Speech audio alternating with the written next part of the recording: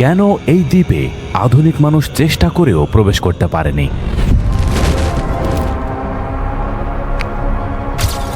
ইতিহাসে শুধুমাত্র একজন নারী এই দ্বীপের আদিবাসীদের সাথে সাক্ষাৎ করতে পেরেছিলেন। তারা ছিল খুবই আক্রমণাত্মক। আমি সেই দ্বীপে যাওয়ার আগে তাদের বলেছিলাম যে আমি লিখিত দিচ্ছি, আমার যদি কোনো কিছু হয় তবে কেউ দায়ী থাকবে না, এমনকি আমার বাবা মাও দাবি তুলবে না। মনে হচ্ছিল হয়তো এই হিংস্র জাতি আধুনিক মানুষের সাথে ভালো সম্পর্ক তৈরি করবে, কিন্তু না। এই তো কিছুদিন আগে মানে 2018 সালেই তারা একজন যুবকের প্রাণ কেড়ে নিয়েছিল, যে তাদের কাছে ভালোবাসার বাণী পৌঁছাতে গিয়েছিল খুব গোপনে। ভারতীয় নৃবিজ্ঞানী TN পণ্ডিত একবার সাহস করে তাদের বসতির ভিতরে ঢুকে গিয়েছিলেন। আমি একমাত্র ব্যক্তি যে সেন্টিনেলিস্টদের বসতির ভেতরে গিয়েছিলাম। এক পর্যায়ে একটি আদিবাসী ছেলে একটি ছুরি বের করে এবং এভাবে কাটার ভঙ্গি করে। এটি এমন একটি জায়গা যেখানে আজকেও মানুষ ঠিক সেভাবেই বাস করছে যেভাবে হাজার হাজার বছর আগে করত, যেখানে কোনো মোবাইল নেই, কোনো সরকার নেই, কোনো আইন নেই। আর যদি আপনি সেখানে যাওয়ার চেষ্টা করেন তবে আপনি জীবিত ফিরে আসতে পারবেন না। এটি কোনো সিনেমার গল্প নয়, এটি বাস্তবতা। আর এই জায়গাটি হলো নর্থ সেন্টিনেল আইল্যান্ড। এটি সেই দ্বীপ যেখানে 2018 সালে একজন আমেরিকান নাগরিক গিয়েছিল এবং তার মৃতদেহ আজও পাওয়া যায়নি। এটি সেই জায়গা যেখানে ভারতীয় সেনাবাহিনীর হেলিকপ্টার পর্যন্ত নামতে পারেনি। এবং এটি সেই দ্বীপ যার সম্পর্কে বিশ্বের বড় বড় বিজ্ঞানীরাও বলেন যে আমরা এর সম্পর্কে প্রায় কিছুই জানি না। আজ আমরা সেই রহস্যের পর্দা উন্মোচন করতে যাচ্ছি, যা কয়েক দশক ধরে বিশ্বকে অবাক করে রেখেছে। কি আছে এই দ্বীপে? কারা বসবাস করে এখানে? আর তারা এই মাঝ সমুদ্রে কিভাবেই বা এলো? কেন সেখানে কোনো আধুনিক মানুষ প্রবেশ করতে পারছে না? এই সব প্রশ্নের উত্তরই আমরা আজকে উদ্ঘাটন করতে চলেছি।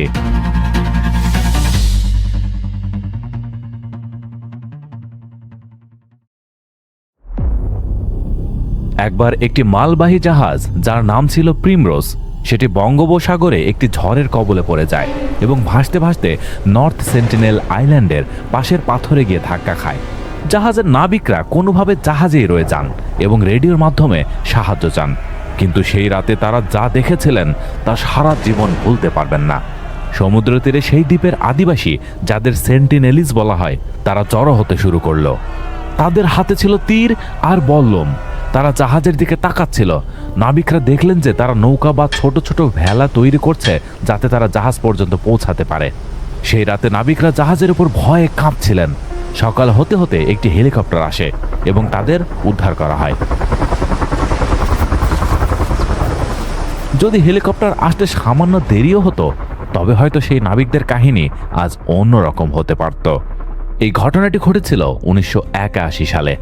জাহাজটি আজও সেখানে পড়ে আছে। চাইলে গুগল আর্থে আপনি সেটি দেখতে পারেন।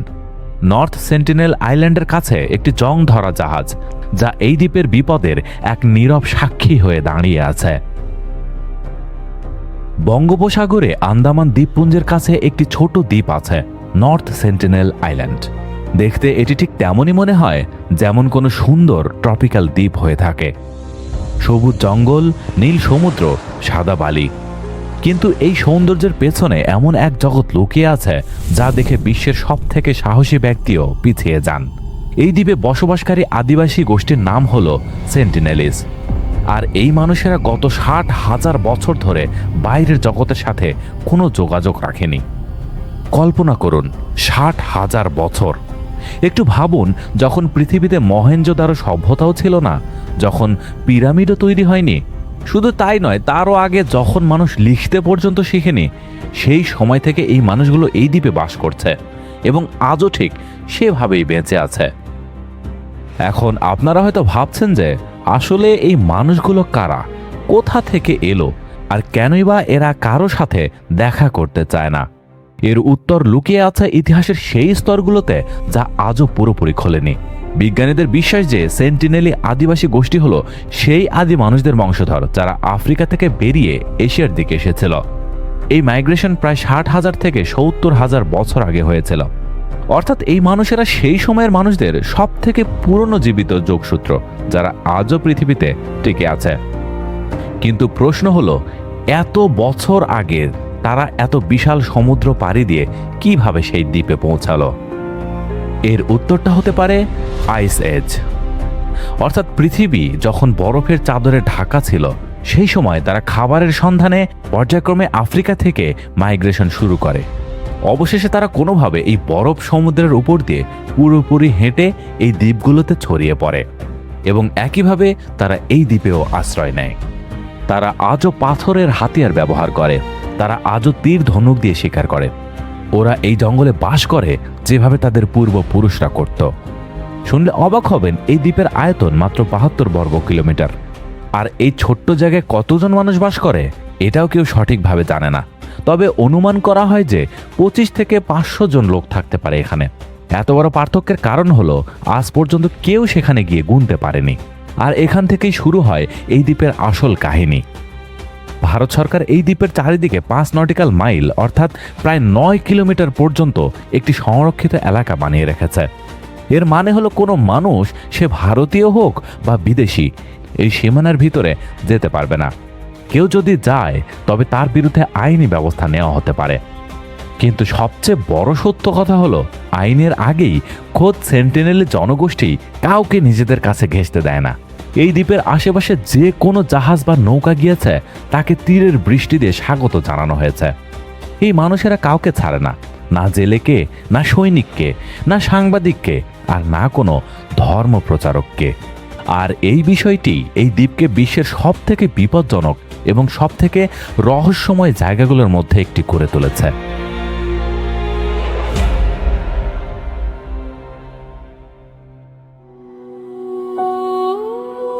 ২০০৪ সালে যখন ভারত মহাসাগরে এমন এক সুনামি এসেছিল যা ১৪টি দেশকে তছনছ করে দিয়েছিল। ২,৩০,০০০-এর বেশি মানুষ মারা গিয়েছিল, পুরো শহর ভেসে গিয়েছিল। আন্দামান দ্বীপপুঞ্জ এই সুনামিতে ভীষণভাবে ক্ষতিগ্রস্ত হয়েছিল। কিন্তু সেই নর্থ সেন্টিনেল আইল্যান্ডের কি হয়েছিল? সুনামির পর যখন ভারতীয় সেনাবাহিনীর একটি হেলিকপ্টার এই দ্বীপের উপরে উড়ে যায় এটা দেখার জন্য যে ওখানকার মানুষ ঠিক আছে কিনা, তখন যা দেখা গেল তা সবাইকে অবাক করে দিল। সেন্টিনেলিজরা শুধু যে বেঁচে ছিল তা নয়, বরং তারা হেলিকপ্টার লক্ষ্য করে তীর ছুঁড়েছিল। মানে তারা পুরোপুরি ঠিক ছিল, তাদের কোনো সাহায্যের প্রয়োজন ছিল না। এটি ভাবার মতো বিষয়। যে সুনামি আধুনিক প্রযুক্তিতে সজ্জিত শহরগুলোকে মুহূর্তের মধ্যেই মুছে দিল, সেই সুনামি থেকে এই মানুষেরা কোনো প্রযুক্তি ছাড়াই বেঁচে গেল কিভাবে?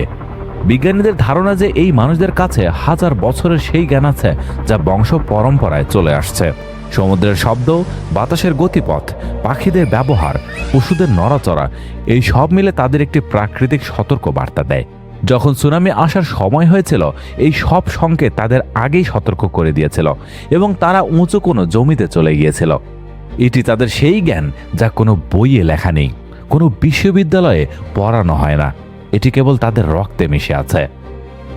সাল ২০০৬, এই বছরটি নর্থ সেন্টিনেল আইল্যান্ডকে আরও একবার সংবাদপত্রের শিরোনামে নিয়ে এসেছিল। আর এবার যা ঘটেছিল তা শুনলে আপনি কিছুক্ষণের জন্য স্তব্ধ হয়ে যাবেন। দুজন জেলে, সুরেশ এবং পণ্ডিত তিওয়ারি, আন্দামানের কাছে মাছ ধরছিলেন। রাত হয়ে যাওয়ায় তারা ক্লান্ত ছিলেন। তারা ভাবলেন যে নৌকাটিকে নোঙর করে একটু আরাম করে নেবেন। কিন্তু ঘুমের ঘোরে তারা বুঝতে পারেননি যে সমুদ্রের স্রোত তাদের নৌকা ভাসিয়ে কোথায় নিয়ে যাচ্ছে। সকালে যখন তাদের চোখ খুলল, তারা নর্থ সেন্টিনেল আইল্যান্ডের খুব কাছে পৌঁছে গিয়েছিলেন। আর তারপর যা ঘটল তা হলো তাদের সামনে আসা মৃত্যু। সেন্টিনেলিজরা তাদের দেখে ফেলেছিল এবং দেখা মাত্রই আক্রমণ করল। দুজন জেলেই মারা গেলেন। তাদের মৃতদেহ তীরের বালিতে পড়েছিল। যখন ভারতীয় কোস্ট গার্ডের হেলিকপ্টার তাদের মৃতদেহ নেওয়ার জন্য সেখানে পৌঁছালো, আদিবাসীরা হেলিকপ্টারের উপরেও তীর ছুড়ল। হেলিকপ্টারকে ফিরে আসতে হলো। সেই মৃতদেহগুলো আজ পর্যন্ত ফিরিয়ে আনা সম্ভব হয়নি। এবার ভাবুন, এই দুজন জেলে কিন্তু জেনে বুঝে যাননি, তারা স্রেফ একটি ভুলবশত সেখানে পৌঁছে গিয়েছিলেন। কিন্তু সেন্টিনেলিজদের কাছে উদ্দেশ্য কোনো বড় বিষয় নয়। তাদের কাছে বাইরের মানুষ মানে একটাই, সেটা হলো বিপদ। আর বিপদের জবাব তারা একটি পথেই দেয়। কিন্তু এখানে একটা প্রশ্ন জাগে, কেন এই মানুষগুলি এত বেশি আক্রমণাত্মক? কেন তারা কারো সাথে দেখা করতে চায় না? তারা কি সব সময় এমন ছিল? এর উত্তর জানার জন্য আমাদের ইতিহাসের একটু পিছনে যেতে হবে। আর যে সত্যটি সামনে আসতে চলেছে হয়তো আপনাকে এই মানুষদের সম্পর্কে নতুন করে ভাবতে বাধ্য করবে। সাল 1880। British officer Maurice Vidal Portman আন্দামানে মোতায়েন ছিলেন। তিনি এই আদিবাসী উপজাতিদের সম্পর্কে তথ্য সংগ্রহ করতে চেয়েছিলেন। তিনি নর্থ সেন্টিনেল আইল্যান্ডে যাওয়ার সিদ্ধান্ত নেন। একটি বড় দল নিয়ে তিনি দ্বীপে নামেন, জঙ্গলে ঢোকেন এবং সেখানে তিনি কিছু মানুষকে পান। একটি বয়স্ক দম্পতি এবং 4টি বাচ্চা। পোর্টম্যান তাদের ধরে পোর্ট ব্লেয়ারে নিয়ে আসেন। এই মানুষগুলো বাইরের জগতে এসে অসুস্থ হয়ে পড়েন। তাদের শরীরে বাইরের জগতের অসুখের সাথে লড়াই করার মতো কোনো রোগ প্রতিরোধ ক্ষমতা ছিল না। বয়স্ক দম্পতি মারা যান। বাচ্চাদের কিছু উপহার দিয়ে আবার দ্বীপে ছেড়ে আসা হয়। এবার ভাবুন, ওই বাচ্চারা নিজেদের ঘরে ফিরে গিয়ে তাদের লোকদের কি বলেছিল? তারা নিশ্চয়ই বলেছিল যে বাইরে থেকে আসা লোকেরা আমাদের তুলে নিয়ে গিয়েছিল, আমাদের বড়রা মারা গেছেন এবং আমাদের ফেলে দিয়ে যাওয়া হয়েছে। এটি এমন এক ক্ষত যা কয়েক প্রজন্ম ধরেও শুকায়নি। আর সম্ভবত এটি সেই মুহূর্ত ছিল যখন সেন্টিনেলিজরা ঠিক করে নিয়েছিল যে বাইরের জগতের সাথে কোনো সম্পর্ক রাখা যাবে না। এরপরেও ব্রিটিশরা অনেকবার দ্বীপে যাওয়ার চেষ্টা করেছিল। প্রতিবারই তাদের তীরের মাধ্যমে ফিরিয়ে দেওয়া হয়েছে। ধীরে ধীরে এটি পরিষ্কার হয়ে গেল যে এই মানুষরা যোগাযোগ চায় না।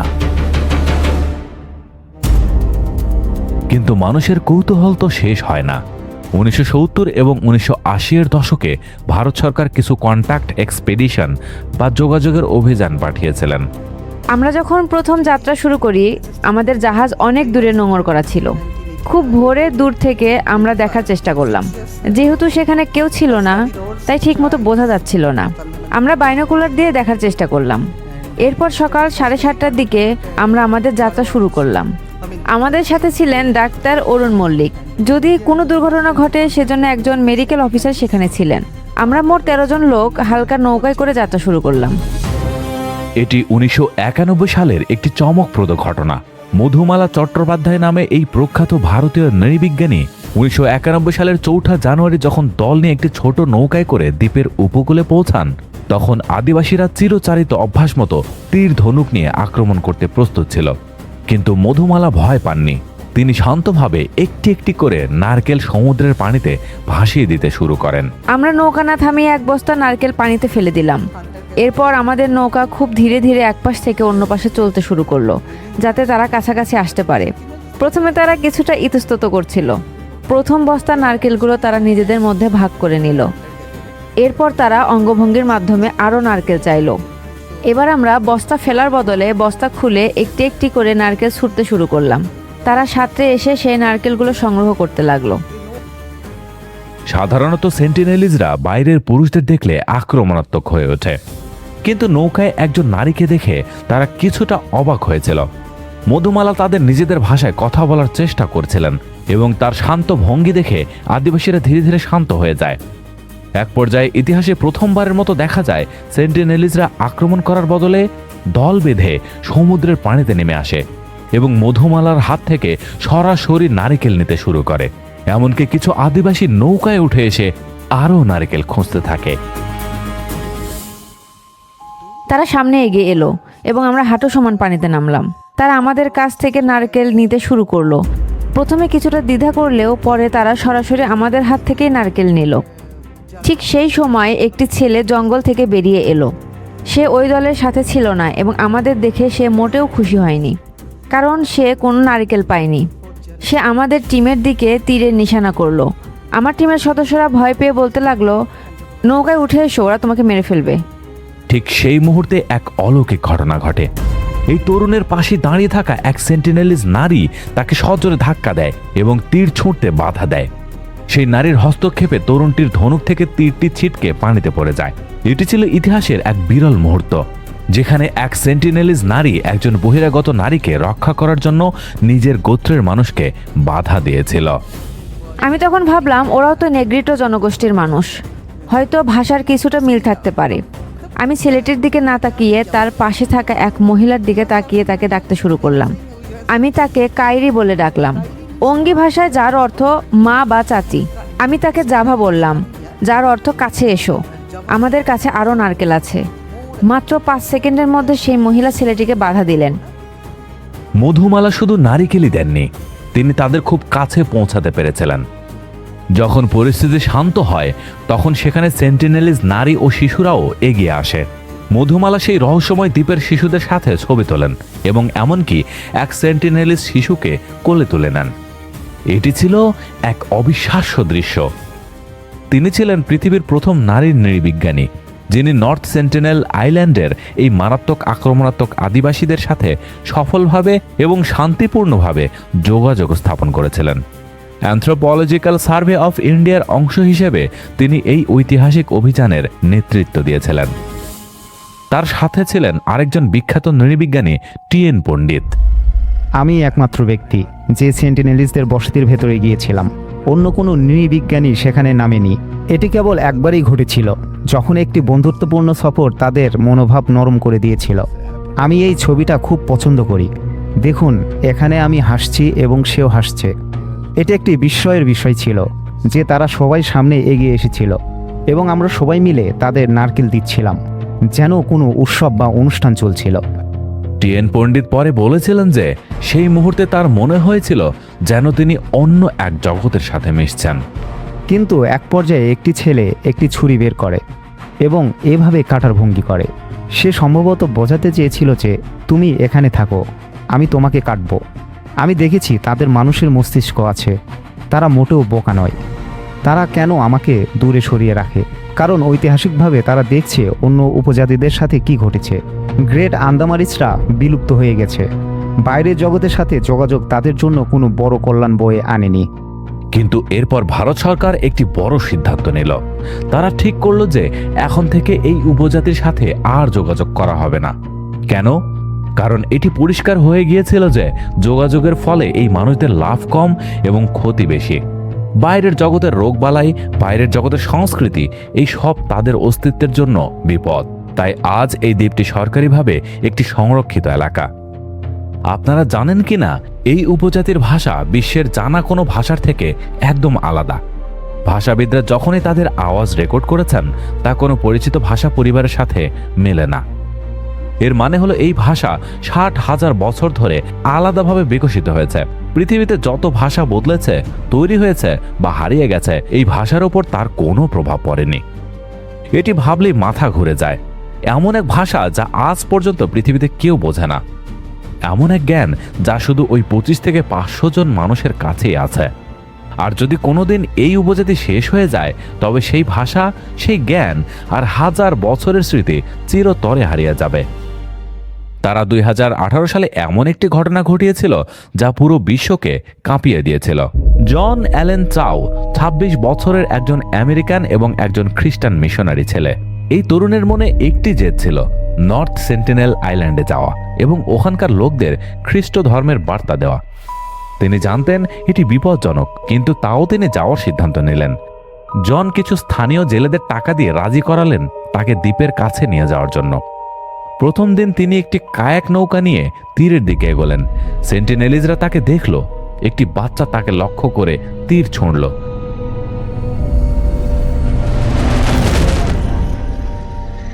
যা তার বাইবেলে গিয়ে লাগলো।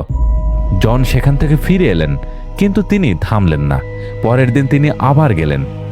এবার তিনি চিৎকার করে বললেন, আমার নাম জন, আমি তোমাদের ভালোবাসি এবং যিশু তোমাদের ভালোবাসেন। কিন্তু সেন্টিনেলিজদের জবাব ছিল তীরের বৃষ্টি। তাও তিনি মানলেন না। তৃতীয় দিন জন আবার সেই দ্বীপের দিকে গেলেন। জেলেরা দূরে থাকলো এবং তারপর যা হলো তা কেউ আর দেখেনি। স্রেফ পরের দিন সকালে জেলেরা দূর থেকে দেখল যে সেন্টিনেলিজরা একটি মৃতদেহ বালিতে পুঁতে ফেলছে। জন অ্যালেন চাও আর ফিরে আসলেন না।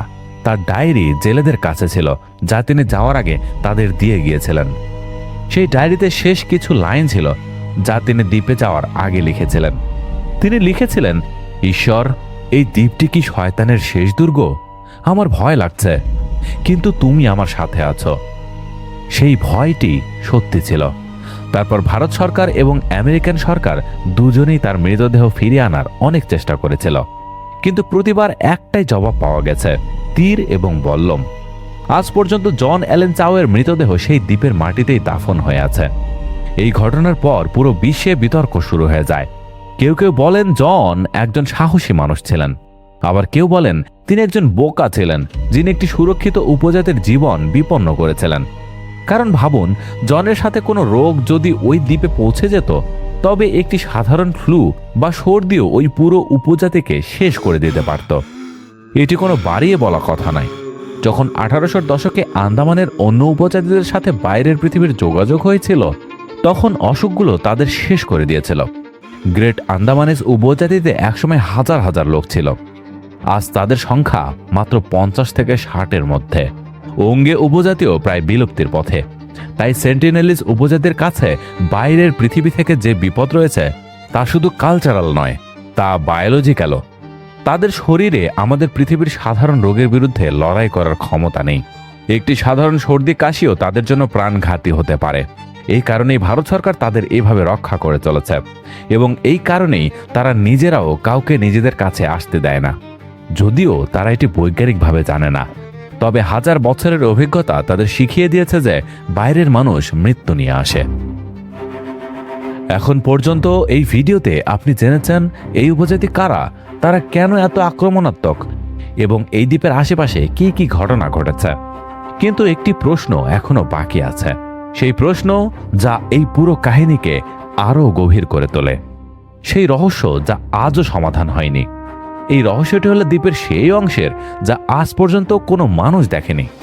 ভাবুন, 72 বর্গ কিলোমিটারের একটি আস্ত দ্বীপ, ঘন জঙ্গল, এবং তার ভেতরে কি আছে কেউ জানে না। স্যাটেলাইট ইমেজ থেকে শুধু জঙ্গল দেখা যায়, কিন্তু সেই জঙ্গলে এই মানুষেরা কোথায় থাকে, কিভাবে থাকে, কি খায়? তাদের কি কোনো আচার অনুষ্ঠান আছে, কোনো ধর্ম আছে, কোনো সামাজিক স্তর আছে? 2004-এর সুনামির পর যখন স্যাটেলাইট ছবি নেওয়া হয়েছিল, তখন একটি অবাক করার জিনিস দেখা গেল। দ্বীপের জঙ্গলে কিছু রাস্তা দেখা গেল, যেমন গ্রামের মেঠো পথ তৈরি হয়ে থাকে। এর মানে হলো এই মানুষেরা সুসংগঠিত, তাদের কোনো কাঠামো আছে, কিন্তু সেই কাঠামো কি, এটি আজও একটি অমীমাংসিত ধাঁধা। আর এখানেই এই কাহিনী এক নতুন মোড় নেয়। নর্থ সেন্টিনেল আইল্যান্ড স্রেফ একটি দ্বীপের নাম নয়, এটি একটি প্রশ্ন, এমন এক প্রশ্ন যা মানব সভ্যতাকে জিজ্ঞেস করে, তোমরা কি সত্যি উন্নতি করছো, নাকি শুধু ভেবেছ যে করেছ? একটু ভাবুন, আমরা মহাকাশে পৌঁছে গেছি, আমরা মঙ্গলের রোভার পাঠিয়েছে, আমরা ডিএনএর গঠন বুঝতে পেরেছি, কিন্তু নিজেরই পৃথিবীতে এমন এক দ্বীপ আছে যেখানে কি হচ্ছে তা আমরা আজ পর্যন্ত জানতে পারিনি। এমন এক উপজাতি আছে যাদের ভাষা আমরা বুঝি না, যাদের সংখ্যা আমরা জানি না, যাদের সংস্কৃতি আমরা জানি না। আর সবথেকে বড় প্রশ্ন হলো, আমাদের কি আসলে তাদের সম্পর্কে জানা উচিত? দুনিয়াতে দু ধরনের লোক আছে। একটা লোক যারা বলে এদের বাইরের জগতের সাথে মেশাও, এদের শিক্ষা দাও, ঔষধ দাও, আধুনিক জীবন দাও। আর অন্য দল যারা বলে এদেরকে একা ছেড়ে দাও, এরা সুখে আছে, এরা সুস্থ আছে, এরা স্বাধীন, এদের স্বাধীনতায় হস্তক্ষেপ করার কোনো অধিকার আমাদের নেই। আর দ্বিতীয় দলের কথায় যুক্তি আছে, কারণ যখনই কোনো বিচ্ছিন্ন উপজাতির সাথে বাইরের জগতের যোগাযোগ হয়েছে, তার ফলাফল হয়েছে ধ্বংস। অ্যামাজনের জঙ্গলের অনেক উপজাতির আজ কোনো চিহ্ন নেই। উত্তর আমেরিকার আদিবাসীদের সাথে কি হয়েছিল তা ইতিহাস জানে। আন্দামানের গ্রেট আন্দামানিজ উপজাতি হাজার থেকে কমে স্রেফ হাতের মুঠোয় চলে এসেছে। তাহলে কি সেন্টিনেলিজ উপজাতি সঠিক কাজই করেছে যে তারা নিজেদের পৃথিবী থেকে আলাদা করে রেখেছে? হয়তো হ্যাঁ, কারণ আজ তারা বেঁচে আছে, আজ তারা নিজেদের রাজ্যে আছে, আজ তাদের ভাষা বেঁচে আছে, সংস্কৃতি বেঁচে আছে। আর এইসব এজন্যই সম্ভব হয়েছে কারণ তারা তীর আর বল্লম তুলে ধরে বলেছে, এত দূর পর্যন্ত এসো না। তাদের এই তীরগুলো শুধু অস্ত্র নয়, ওগুলো একটি বার্তা, এমন এক বার্তা যা 60,000 বছরের পুরনো এক সভ্যতা নিজের অস্তিত্ব রক্ষার জন্য দিচ্ছে।